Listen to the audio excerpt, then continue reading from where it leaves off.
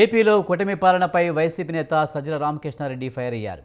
ఏడాది గడిచినా ఇచ్చిన హామీలను నెరవేర్చలేదన్నారు. తాము మేనిఫెస్టోలో ఇచ్చిన ప్రతి హామీని నెరవేర్చామని చెప్పారు. ఈ సందర్భంగా కూటమి పాలన వైఫల్యాలపై జగన్ అంటే నమ్మకం, బాబు అంటే మోసం పేరిట పుస్తకాన్ని సజ్జల ఆవిష్కరించారు. మనకు కనపడేది ఒకటే, ఏది ఎత్తి చూపాలని అర్థం కావట్లా. మామూలుగా ఇది రావాల్సింది 5,000 పేజీలో రావాలా మొత్తం తీస్తే, అంత అన్నిటికీ అర్థం పట్టలేము, అన్నిటికీ తీసుకొచ్చాడు పెట్టలేము. కాబట్టి సంక్షిప్తంగా ఈయన నట్షల్ బ్రీఫ్గా చేస్తే 160 పేజెస్ అయినట్టుంది. ఆయన ఘనత చెప్పడానికి జగన్మోహన్ రెడ్డి గారిది ఎట్లయితే గంటలు గంటలు పట్టేదో, ఈయన ఎట్లా విధ్వంసం చేశారో చెప్పడానికి ఎంత చెప్పినా తరగదు. చంద్రబాబు నాయుడు గారు ఏడాదిలో చేసింది ఇది ఈయన సాధించిన ఘనత.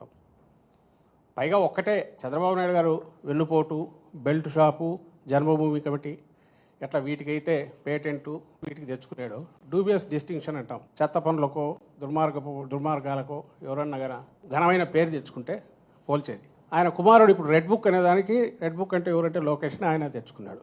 ఈ ఘనత మాత్రం సాధించుకున్నాడు ఇద్దరు. ఈ డూబియస్ డిస్టింక్షన్, చట్టం లేదు, ఒక ప్రొసీజర్ లేదు, ఒక కన్వెన్షన్స్ ఫాలో అయ్యేది లేదు, అడ్డగోలుగా పోతున్నారు. అది మన కళ్ళ ముందు చూస్తున్నాం. చంద్రబాబు నాయుడు గారు